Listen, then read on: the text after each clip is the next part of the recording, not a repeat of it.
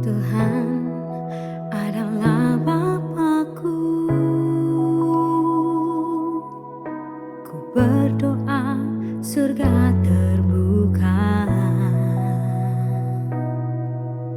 mujizatnya nyata, kuasanya tak pernah berubah, kasihnya selalu sempurna. Tuhan adalah Bapakku. Ku berseru, Tuhan dengarku. Dialah penolongku, Dialah penyelamatku. Ku berserah dan percaya. Aku ditolong Tuhan, aku dipulihkannya. Tak ada yang tak mungkin bagi Dia. Aku ditolong Tuhan, aku disembuhkannya. Tiada yang mustahil bagi Dia.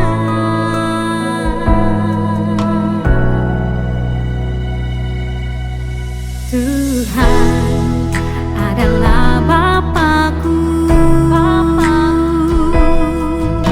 Ku berseru, Tuhan dengarku.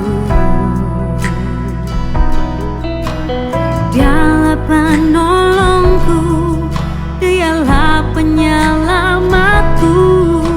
Ku berserah dan percaya. Aku ditolong Tuhan, aku dipulihkannya. Tak ada yang tak mungkin bagi Dia. Aku ditolong Tuhan, aku disembuhkannya. Tiada yang mustahil bagi Dia. Saat aku berdoa dalam nama Yesus, kuasanya bekerja dalam nama Yesus. Aku disembuhkan, aku diberkati, aku terima mujizat dalam nama Yesus.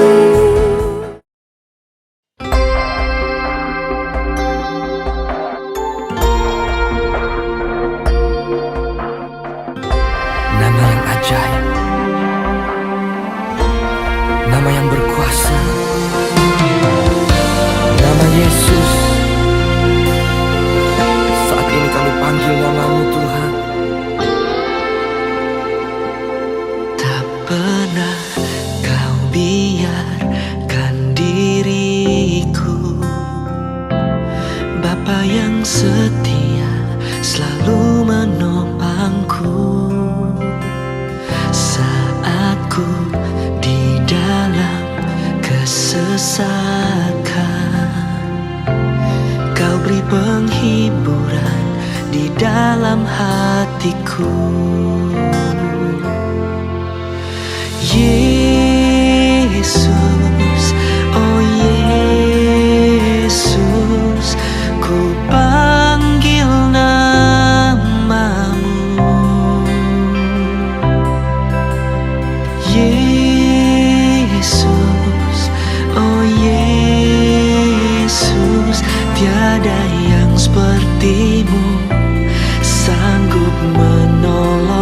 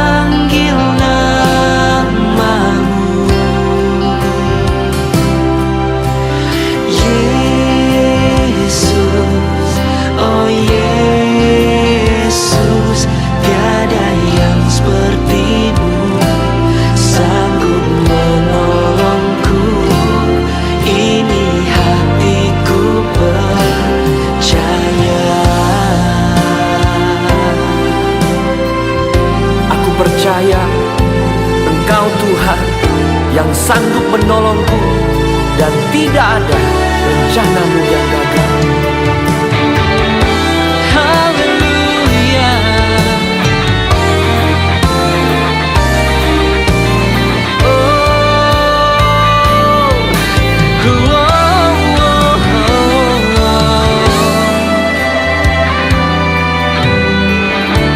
Mari sama-sama panggil nama Yesus. Yesus, oh Yesus, ku panggil namamu. Yesus, oh Yesus, tiada yang sepertimu, sanggup menolongku. Hatiku percaya, tiada sepertimu, kau pasti menolongku. Hatiku percaya, tiada yang sepertimu, sanggup menolongku. Ini hatiku percaya.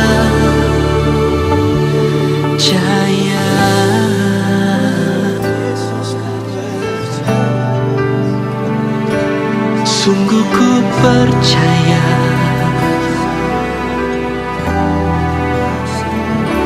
saat ku panggil namamu, nama Yesus, nama yang berkuasa, sanggup menolongku.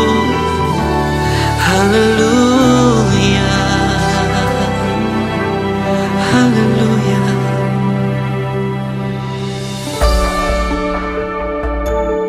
Oh Yesus, Yesus,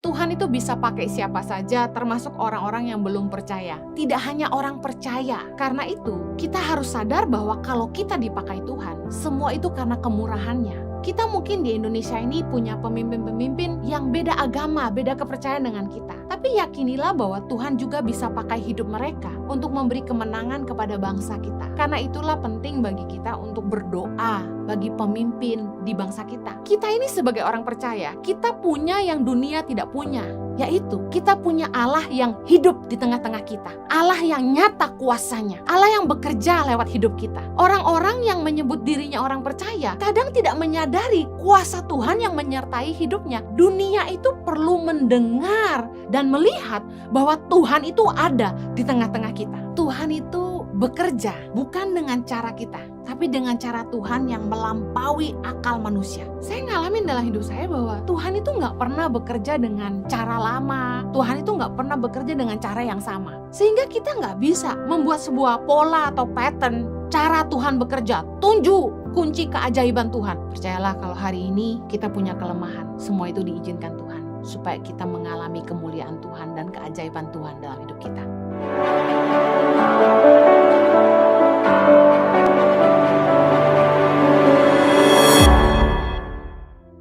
Senang sekali saya kembali melayani Anda dalam ibadah online. Kali ini saya akan menyampaikan firman Tuhan dengan judul Kuasa Tuhan Nyata dalam Kelemahan. Kemarin saya berdoa, Tuhan apa yang saya mau sampaikan minggu ini? Kemudian tiba-tiba ada bisikan di hati saya. Naaman, ceritakan tentang Naaman. Mari kita belajar sama-sama kisah hidup Naaman, apa yang dia alami dengan Tuhan. Saya akan khotbah dengan cara yang berbeda hari ini. Saya akan baca per ayat, kemudian kita akan bahas, kita akan kupas ayat sama-sama, belajar sama-sama dari firman Tuhan. Mari buka sama-sama saya dalam 2 Raja-Raja 5 ayat yang pertama. Judul perikopnya, Naaman disembuhkan. Ayat yang pertama, Naaman, panglima Raja Aram, adalah seorang terpandang di hadapan tuannya dan sangat disayangi. sebab oleh dia Tuhan telah memberikan kemenangan kepada orang Aram. Tetapi orang itu seorang pahlawan tentara sakit kusta. Orang Aram pernah keluar bergerombolan dan membawa tertawan seorang anak perempuan dari negeri Israel. Ia menjadi pelayan pada istri Naaman. Berkatalah gadis itu kepada nyonyanya, "Sekiranya tuanku menghadap nabi yang di Samaria itu, maka tentulah nabi itu akan menyembuhkan dia dari penyakitnya." Ayat keempat, lalu pergilah Naaman memberitahukan kepada tuannya, katanya, "Begini-beginilah dikatakan oleh gadis yang dari negeri Israel itu." Sampai situ dulu saya ingin bahas ini. Pelajaran penting dari kisah Naaman dalam 2 Raja-Raja 5 ayat 1-4 adalah ini. Yang pertama, Tuhan itu bisa pakai siapa saja termasuk orang-orang yang belum percaya. Dipakai Tuhan bukan berarti tidak punya kelemahan. Naaman seorang panglima tentara di Aram dan dia dipakai Tuhan untuk memberikan kemenangan bagi Aram. Belajar dari situ kita tahu bahwa ternyata Tuhan itu bisa pakai siapa aja. Tidak hanya orang percaya. Karena itu, kita harus sadar bahwa kalau kita dipakai Tuhan, semua itu karena kemurahannya. Kita mungkin di Indonesia ini punya pemimpin-pemimpin yang beda agama, beda kepercayaan dengan kita. Tapi yakinilah bahwa Tuhan juga bisa pakai hidup mereka untuk memberi kemenangan kepada bangsa kita. Karena itulah penting bagi kita untuk berdoa bagi pemimpin di bangsa kita. Dalam Kisah Rasul 10 ayat 34 dikatakan gini, lalu mulailah Petrus berbicara katanya, "Sesungguhnya aku telah mengerti bahwa Allah tidak membedakan orang. Setiap orang dari bangsa manapun yang takut akan Dia dan yang mengamalkan kebenaran berkenan kepadanya." Tuhan bisa pakai siapa saja terlepas dari apapun agamanya. Karena itu kita jangan mendiskriminasi agama lain, tapi kita harus berdoa supaya Tuhan juga pakai hidup mereka. Naaman sebagai panglima bagi Aram yang sangat-sangat disegani dan disayangi oleh Raja Aram, ternyata menderita sakit kusta. Dia dipakai Tuhan untuk membawa kemenangan bagi bangsa Aram, tetapi dia sendiri punya kelemahan, yaitu punya sakit kusta. Bicara soal ini, sekalipun orang itu dipakai Tuhan, bukan berarti dia nggak punya kelemahan. Mereka sempat menawan seorang gadis Israel, katanya. Nah, bagaimana ketika gadis Israel ini mungkin yang menjadi pelayan istri Naaman melihat bahwa tuannya sakit kusta, dia menyampaikan kepada nyonyanya bahwa ada seorang nabi yang bisa menyembuhkan suaminya. Nah, pasti istrinya menyampaikan kepada Naaman dan kemudian Naaman memberitahukannya kepada Raja Aram bahwa ada seorang nabi di Israel yang bisa menyembuhkan dia. Waktu saya baca ayat ini, ada satu pengertian yang Tuhan berikan bahwa gini. Orang tuh kalau udah sakit, omongan siapapun pasti didengar. Bagaimana caranya dia bisa sembuh, itu jadi targetnya. Tidak heran kalau orang udah sakit, dengar masukan dari orang, kamu harus pergi ke sini, ke sana, ke sini, ke sana. Mereka akan coba. Kemudian tidak sembuh, dengar lagi berita, kamu harus makan ini, kamu harus bikin ini dan makan itu. Semua orang ikut. Karena semua orang ingin sembuh. Orang kalau udah sakit tuh omongan siapa juga didengar. Malah saya pernah dengar, ada orang yang sakit parah, dia disarankan harus makan kotoran. Maaf, kedengarannya agak menjijikan. Tapi saya dengar orang yang sakit ini lakukan. Bahkan ada yang sampai, minum air seninya sendiri. Orang kalau udah sakit itu, pokoknya mereka pengen sembuh. Belajar dari kisah Naaman ini, kita bisa lihat bahwa para asisten rumah tangga, babysitter, bisa dipakai Tuhan untuk mengabarkan Injil, menyampaikan pesan Tuhan. Tuhan itu bisa pakai hidup siapa saja. Tuhan bisa pakai hidup Anda, terlepas dari apapun jabatan Anda, pekerjaan Anda, dan berapapun penghasilan Anda. Banyak orang sakit di dunia ini yang butuh Tuhan. Inilah kesempatan bagi kita untuk memberitakan tentang Tuhan. Kalau Anda bekerja sebagai asisten rumah tangga atau sebagai pengasuh anak, dengar, Tuhan bisa pakai hidupmu. Mari berdoa bagi majikanmu, berdoa bagi atasanmu, meskipun mereka memperlakukan kalian seperti tawanan. Seperti gadis Israel ini, dia merupakan tawanan yang kemudian dijadikan pelayan bagi istri Naaman. Tapi dia kasih tahu tentang kuasa Tuhan di tengah-tengah bangsanya, bahwa ada seorang nabi yang bisa menyembuhkan. Waktu saya pelayanan di Hong Kong dan juga di Taiwan dan juga di Malaysia, bahkan di Singapura, saya ketemu dengan banyak TKW, TKI, dan saya sangat sukacita melihat bagaimana Tuhan bisa pakai hidup mereka. Mereka melayani di gereja dan mereka juga berdoa bagi keluarganya. Beda sekali dengan para ART yang ada di Indonesia. Di luar negeri itu mereka punya kebebasan untuk pergi ke gereja hari Minggu. Meskipun ada yang tidak diizinkan pergi, tapi mereka mendengarkan lewat online. Luar biasa bagaimana mereka haus dan lapar akan Tuhan. Saya punya teman yang ibu rumah tangga. Dia cuma ngurus anak di rumah. Dan sehari-harinya dia bergaulnya sama babysitternya, sama pengasuh anaknya. Bayangkan seorang babysitter atau asisten rumah tangga itu bisa jadi sahabat bagi para nyonyanya, teman berbagi cerita. Saya percaya bahwa Tuhan sanggup pakai para asisten rumah tangga dan babysitter untuk memberitakan kabar baik. Saya senang dengar bahwa sambil masak, sambil cuci pakaian, sambil goreng-goreng, banyak yang suka dengar khotbah saya lewat HP. Dengar hari ini, kalau engkau dengar khotbah ini, Tuhan mau pakai hidupmu. Jadilah berkat bagi tempat di mana kamu bekerja. Jadilah teladan bagi majikanmu, dalam imanmu, dalam kesungguhan hatimu. Saya berdoa agar hidup Anda dipakai Tuhan luar biasa. Mari kita kembali baca dalam 2 Raja-Raja 5, ayat yang ke-5.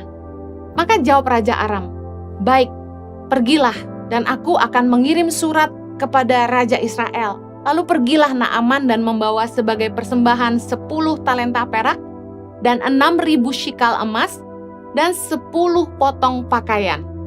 Ayat ke-6, ia menyampaikan surat itu kepada Raja Israel yang berbunyi, "Sesampainya surat ini kepadamu, maklumlah kiranya bahwa aku menyuruh kepadamu Naaman, pegawaiku, supaya engkau menyembuhkan dia dari penyakit kustanya." Ayat ke-7, segera sesudah Raja Israel membaca surat itu, dikoyakkannyalah pakaiannya serta berkata, "Allahkah aku ini yang dapat mematikan dan menghidupkan, sehingga orang ini mengirim pesan kepadaku supaya ku sembuhkan seorang dari penyakit kustanya? Tetapi sesungguhnya perhatikanlah dan lihatlah, ia mencari gara-gara terhadap aku." Ayat ke-8, segera sesudah didengar Elisa, abdi Allah itu, bahwa Raja Israel mengoyakkan pakaiannya, dikirimnyalah pesan kepada raja, bunyinya, "Mengapa engkau mengoyakkan pakaianmu? Biarlah ia datang kepadaku, supaya ia tahu bahwa ada seorang nabi di Israel." Ayat 9, kemudian datanglah Naaman dengan kudanya dan keretanya, lalu berhenti di depan pintu rumah Elisa. Hal ketiga yang kita perlu belajar dari kisah Naaman adalah gini. Kita ini sebagai orang percaya, kita punya yang dunia tidak punya, yaitu kita punya Allah yang hidup di tengah-tengah kita. Allah yang nyata kuasanya. Allah yang bekerja lewat hidup kita. Orang-orang yang menyebut dirinya orang percaya, kadang tidak menyadari kuasa Tuhan yang menyertai hidupnya.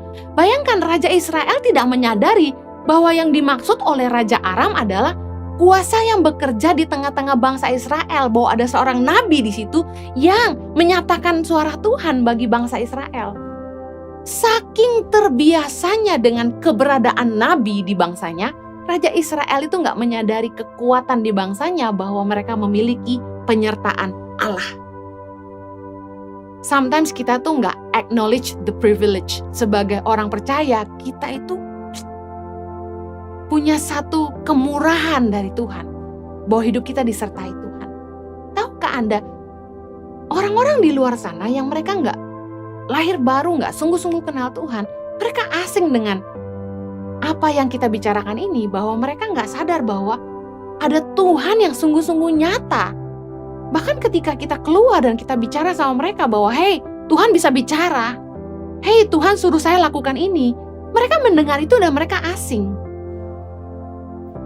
Kita orang Kristen, kita orang percaya seringkali menganggap kecil, menganggap enteng Seolah-olah perkara-perkara ajaib yang Tuhan kerjakan menjadi sesuatu yang biasa aja. Padahal bagi orang-orang di luar sana yang gak ngalamin, apa yang kita alamin tuh sangat luar biasa. Pelajaran penting yang kita perlu ingat adalah gini, dunia itu perlu mendengar dan melihat bahwa Tuhan itu ada di tengah-tengah kita. Bahwa Tuhan hadir di tengah-tengah orang percaya, perbuatannya sungguh hebat dan luar biasa. Kita perlu bersaksi tentang perbuatannya, terutama kepada orang-orang yang belum percaya. Saya senang sekali untuk ceritakan bagaimana Tuhan itu luar biasa. Satu kali saya makan malam dengan beberapa artis dan juga ada Kick Andy waktu itu di Merauke, dan mereka dengar dari Pak Andinoya tentang apa yang kami kerjakan di Tangan Pengharapan. Kemudian bertanyalah salah satu artis ini kepada saya, "Bu Heni, dari mana dananya? Kok ibu bisa kasih makan ribuan anak Indonesia dalam kurun waktu yang cukup lama, belasan tahun ya? Kalau ke hari ini kan sudah hampir 16 tahun. Saya bilang gini, karena Tuhan yang mengerjakan semuanya. Mereka ketawa. Karena bagi orang yang tidak percaya, hal-hal itu mustahil. Tapi bagi kita orang percaya, Tuhan itu sering mengerjakan hal yang mustahil bagi manusia di depan mata kita. Kalau saya orang kaya, kalau saya punya konglomerat di belakang saya, kelihatannya semua itu menjadi mudah. Tapi pada kenyataannya ketika saya tidak kaya raya dan saya tidak punya konglomerat di belakang saya, orang menjadi melihat bahwa semua yang kami kerjakan ini di Tangan Pengharapan merupakan mujizat dari tangan Tuhan yang maha dahsyat. Bahwa Tuhan itu hidup dan menyatakan kuasanya. Ketika saya cerita, ulang-ulang saya ditanya, "Bu Heni, ceritakan asal mula bagaimana ibu mendirikan Yayasan Tangan Pengharapan." Dan saya selalu mulai dengan cerita panggilan di hati saya. Tuhan berkata, "Heni, selamatkan generasi." Dan cerita yang sama saya ulang-ulang karena nggak dibuat-buat. Dan bagaimana semua yang Tuhan suruh saya lakukan dari sejak saya pulang tahun 2006 sampai hari ini, itu Tuhan nyatakan. Semuanya terbukti. Yang difirmankannya terjadi. Nah, ini yang kita harus beritakan kepada orang-orang di luar sana.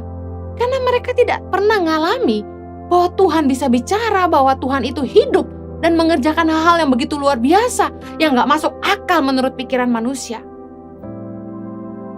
Ketika Naaman datang dengan kustanya, dia mendengar bahwa ada seorang nabi yang bisa menyembuhkan dia. Tetapi Raja Israel yang berada dekat dengan Nabi Elisa tidak ingat bahwa ada kuasa Tuhan bekerja di tengah-tengah mereka. Dalam 2 Raja-Raja 5 ayat 15, kemudian kembalilah ia dengan seluruh pasukannya kepada abdi Allah itu.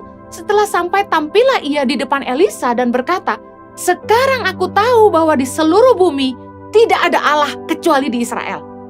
Karena itu terimalah kiranya suatu pemberian dari hambamu ini." Ketika Naaman disembuhkan, matanya terbuka dan dia bilang, "Wow, tidak ada Allah kecuali di Israel." Bukankah kita rindu menyatakan Tuhan bagi dunia? Bagaimana caranya? Kita harus memberitakan keajaibannya. Percayalah bahwa di akhir zaman ini, bukan lagi kita yang berusaha kesana kemari, tapi orang yang membutuhkan Tuhan, mereka akan datang kepada kita. Dan kita harus bisa menjadi saksi Tuhan di tengah-tengah mereka. Menyatakan Tuhan di tengah-tengah dunia. Bukankah Tuhan kita hidup dan perbuatannya nyata dan begitu ajaib bagi kita? Pelajaran yang berikutnya kita lanjut dalam 2 Raja-Raja 5 ayat yang ke-10. Elisa menyuruh seorang suruhan kepadanya mengatakan, "Pergilah, mandi 7 kali dalam sungai Yordan, maka tubuhmu akan pulih kembali, sehingga engkau menjadi tahir." Tetapi pergilah Naaman dengan gusar sambil berkata, "Aku sangka bahwa setidak-tidaknya ia datang keluar dan berdiri memanggil nama Tuhan Allahnya, lalu menggerak-gerakkan tangannya di atas tempat penyakit itu, dan dengan demikian menyembuhkan penyakit kustaku." Ayat 12. "Bukankah Abana dan Parpar, sungai-sungai Damsyik, lebih baik dari segala sungai di Israel? Bukankah aku dapat mandi di sana dan menjadi tahir?" Kemudian berpalinglah ia dan pergi dengan panas hati. Pelajaran apa yang kita mau petik? Penyakit itu Tuhan izinkan diderita oleh Naaman supaya ia datang mencari Tuhan dan merendahkan hati. Kesombongan Naaman sebagai seorang panglima tentara yang disegani dan disayangi oleh rajanya, dihormati oleh prajurit-prajuritnya, pastilah ia melihat dirinya sebagai sosok yang patut dihormati oleh Nabi Elisa juga. Tetapi yang terjadi ketika dia datang ke rumah Elisa, Elisa tidak menyambutnya, tapi malah menyuruh orang suruhannya untuk memerintahkan kepada Naaman untuk mandi 7 kali di Sungai Yordan.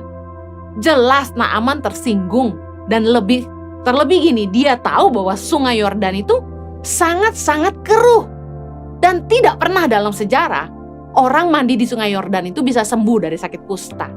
Jadi dia merasa dipermainkan. Pertama, sebagai tamu kehormatan dia tidak disambut. Yang kedua, yang merintah dia itu suruhannya Elisa. Segitu rendahnya mungkin dia merasa.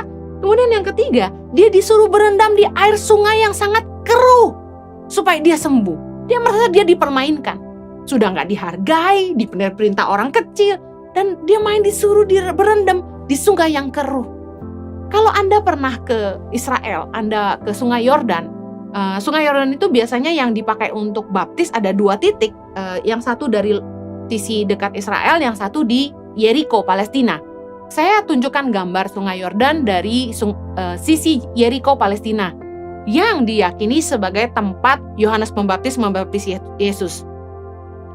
Sungai Yordan ini airnya sekeruh ini, warnanya coklat persis air di Kalimantan, air sungai-sungai di Kalimantan. Saya ingat waktu saya ke pedalaman Kalimantan, kami numpang di rumah orang, itu air dari kali itu ditarik ke bak mandi, baknya besar gitu. Airnya coklat begini, ampun. Saya nggak berani sikat gigi dengan air itu. Nah, di Yeriko, airnya sekeruh ini, air Sungai Yordan. Bayangkan, Naaman bilang gini, bahwa ada sungai-sungai yang jauh lebih jernih di Damsyik, yaitu Abana dan Parpar. Ngapain dia harus ke Sungai Yordan yang keruhnya begitu? Dia tersinggung.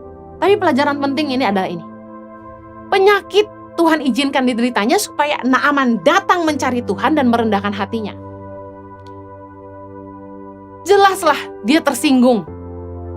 Karena perlakuan Elisa terhadap dia dirasakan kurang pantas, dan juga untuk berendam di Sungai Yordan itu sangat-sangatlah keruh. Tapi untung ada pegawai-pegawainya. Kita lanjut di 2 Raja-Raja 5 ayat 13, tetapi pegawai-pegawainya datang mendekat serta berkata kepadanya, "Bapak, seandainya nabi itu menyuruh perkara yang sukar kepadamu, bukankah Bapak akan melakukannya? Apalagi sekarang ia hanya berkata kepadamu, mandilah dan engkau akan menjadi tahir."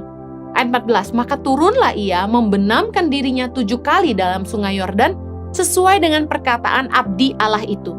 Lalu pulihlah tubuhnya kembali seperti tubuh seorang anak, dan ia menjadi tahir. Ayat 15, kemudian kembalilah ia dengan seluruh pasukannya kepada abdi Allah itu. Setelah sampai, tampillah ia ke depan Elisa dan berkata, "Sekarang aku tahu bahwa di seluruh bumi tidak ada Allah kecuali di Israel. Karena itu terimalah kiranya suatu pemberian dari hambamu ini." Pelajaran apa yang kita petik? Kalau masalah kecil tidak bisa merendahkan hati kita, maka kita butuh masalah yang lebih besar untuk membuat kita menyerah dan pasrah. Pegawai-pegawai Naaman memberi nasihat kepada Naaman.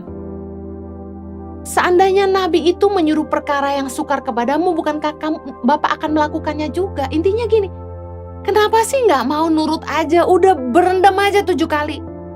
Engkau akan sembuh. Nggak susah kan yang disuruh? Tadi saya cerita di awal, ada orang yang sakit sampai disuruh makan kotorannya sendiri pun dia mau. Ini kan nggak sampai begitu. Cuma disuruh berendam 7 kali, ayolah.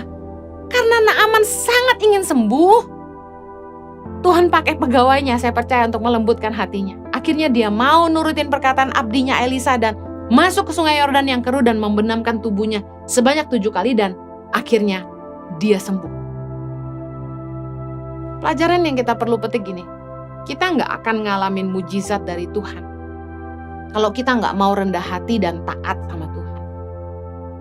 Kadang-kadang kita merasa kita punya pride, punya kesombongan, punya harga diri. Sehingga ketika proses itu datang dalam hidup kita, kita nggak mau merendah. Kita masih pakai price tag kita yang lama. Kita pikir, lu gak tahu gue siapa.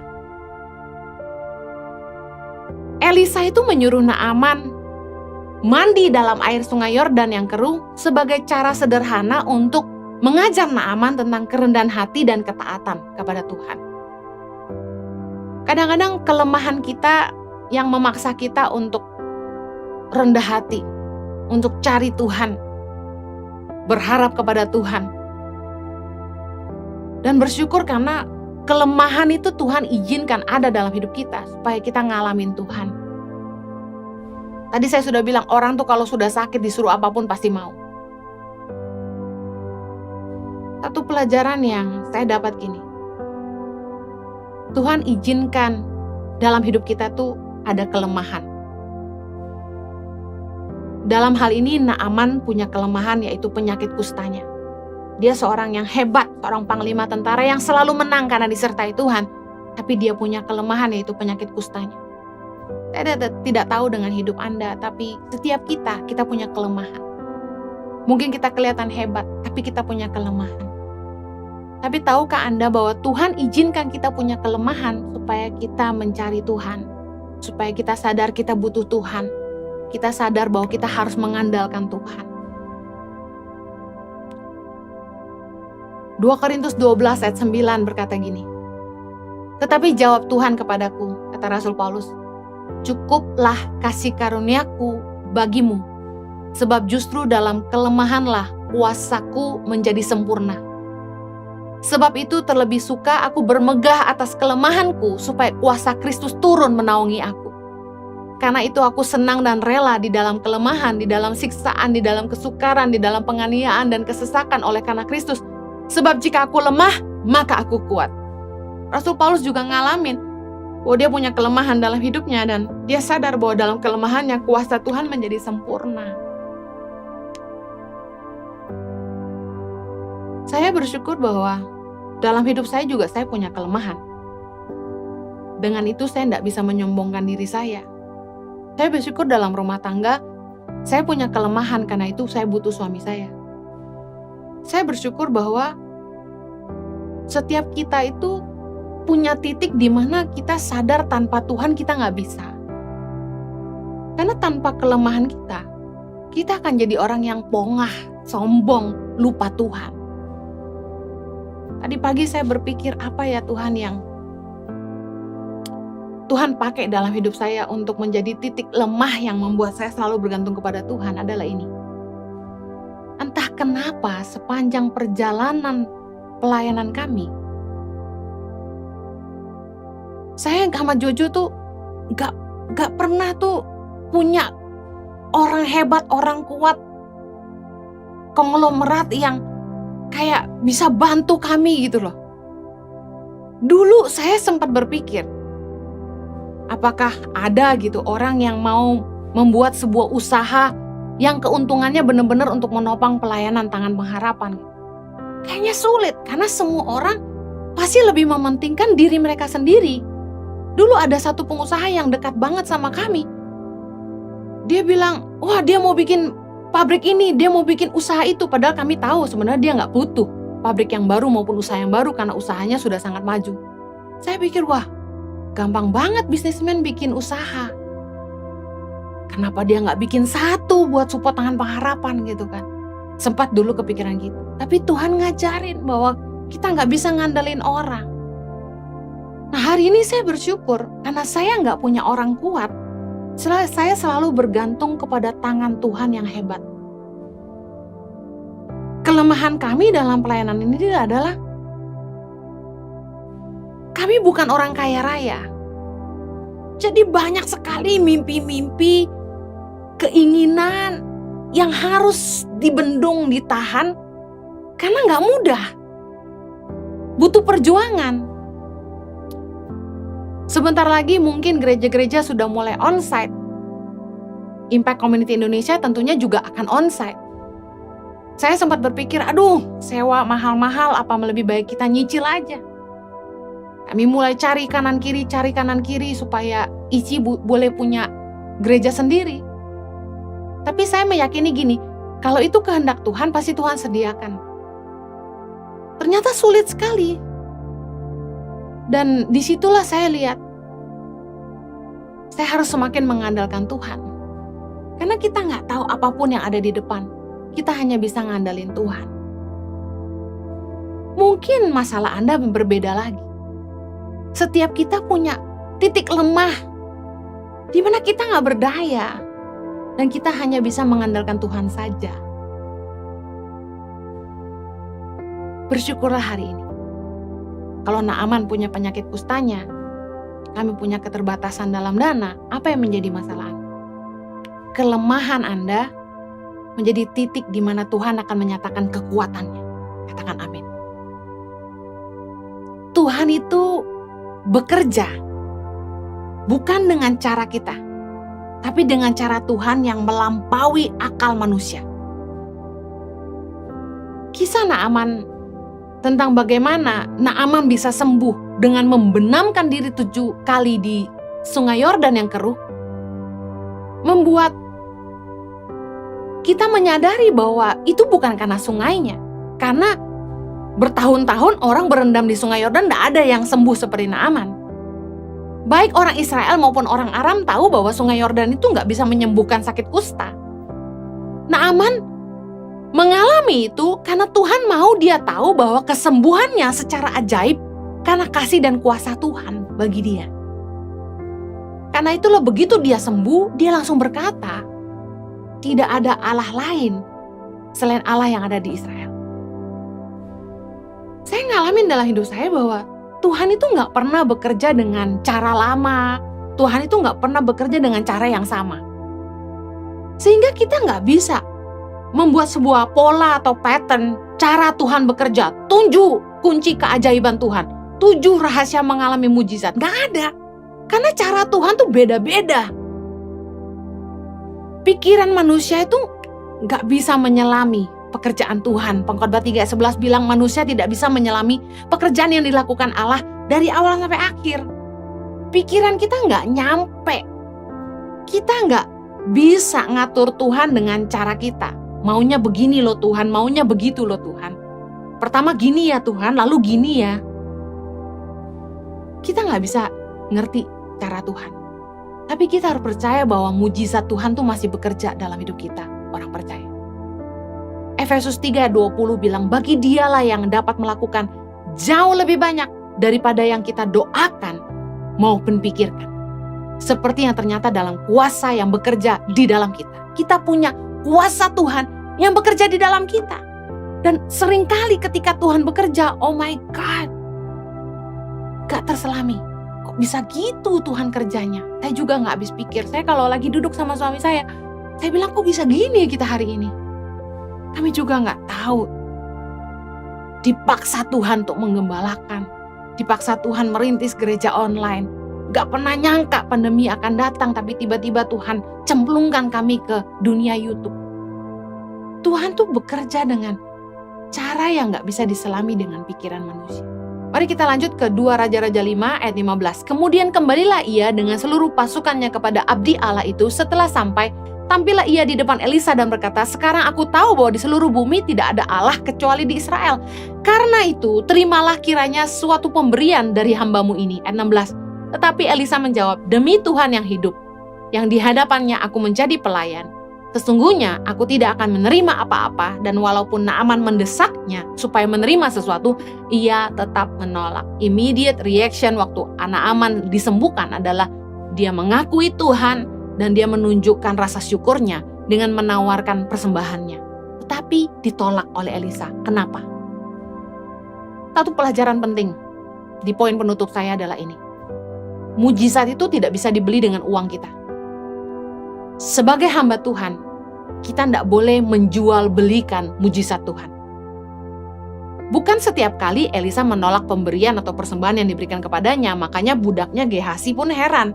Kenapa Elisa sungkan menerima persembahan dari Naaman. Tapi Elisa ingin menunjukkan kepada Naaman dan kepada Raja Aram bahwa kesembuhannya tidak bisa dibeli dengan uang, tapi karunia Tuhan. Sebagai gambaran bahwa keselamatan yang kita peroleh hari ini dari Kristus adalah cuma-cuma, bukan hasil usaha kita. Pelajaran penting bagi kita yang ada dalam dunia pelayanan. Kita harus belajar pelayanan harus tulus, tidak boleh punya niat bulus. Pelayanan harus tulus, tidak boleh punya niat bulus. Jangan melayani semata untuk upah. Mujizat atau kuasa Tuhan tidak boleh diperjualbelikan. Sebagai pelayan Tuhan, sebagai hamba Tuhan, kita boleh mengambil bagian hak kita sebagai imam. Tapi jangan sampai kuasa Tuhan kita perjualbelikan untuk memperkaya kita. Sebagai hamba Tuhan, kita hanya melakukan yang harus kita lakukan. Karena itulah saya dan suami nggak hitung-hitungan dalam pelayanan. Ketika ada orang yang meminta kami untuk melayani mereka untuk konseling maupun untuk pernikahan maupun untuk baptisan, kami nggak ada fee-fee di depan. Bahkan satu kali suami saya memberkati sebuah pernikahan, diminta membawa tim musik, worship leader dan sebagainya. Kemudian selesai acara, pengantin memberikan persembahan dan orang yang menerima persembahan ini bilang, "Pak, persembahannya sedikit sekali untuk para pemusik, bagaimana?" Suami saya katakan berikan semua kepada semua pemusik yang ada. Pemusik dan worship leader dibagikan. Suami saya pulang dengan tidak membawa apa-apa. Kami tidak pernah cari untung dalam pelayanan.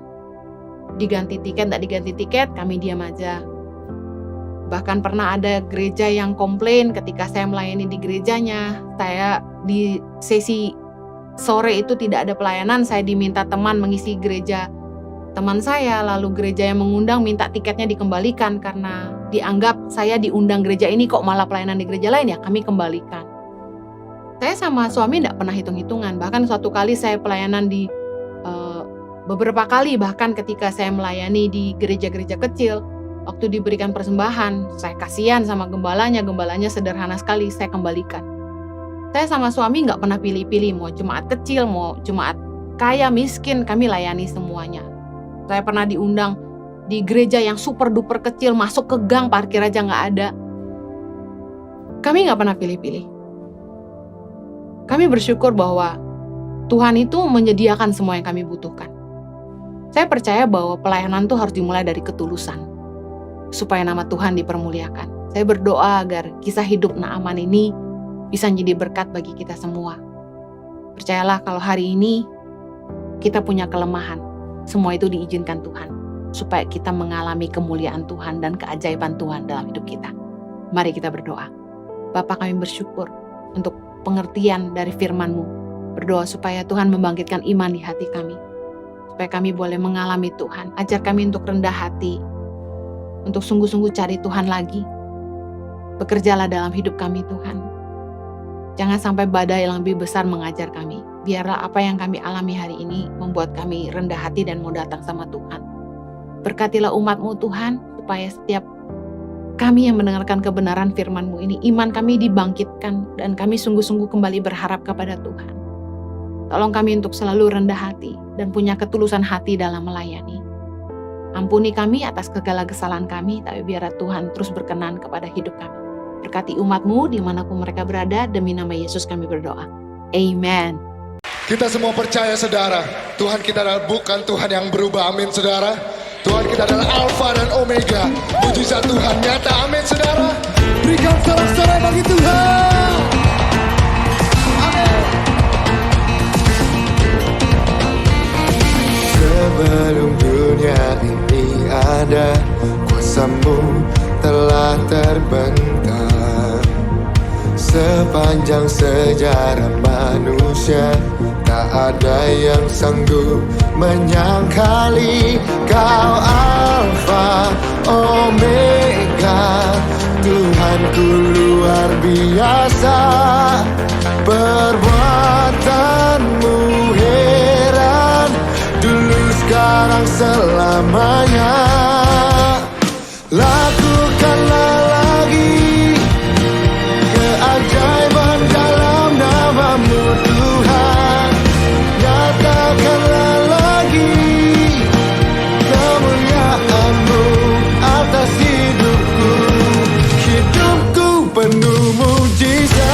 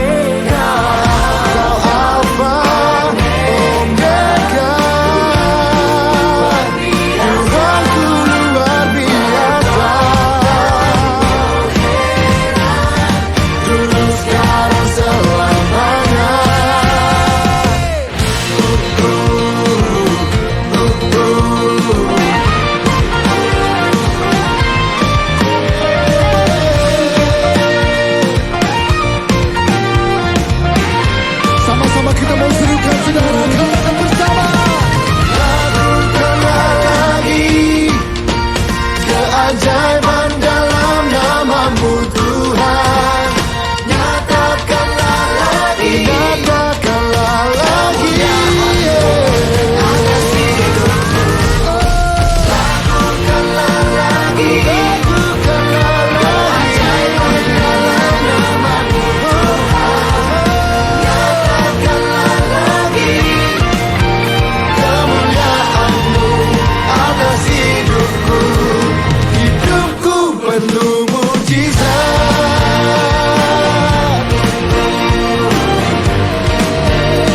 Hidupku penuh mujizat.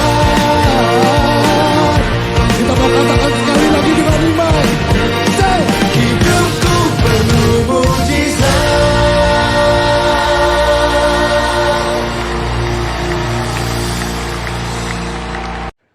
Sekarang, terimalah kasih karunia dan damai sejahtera Tuhan Yesus Kristus, dan kasih Allah Bapa kita, serta persekutuan Roh Kudus menyertai setiap kita, sekarang, seterusnya, dan selamanya. Amin.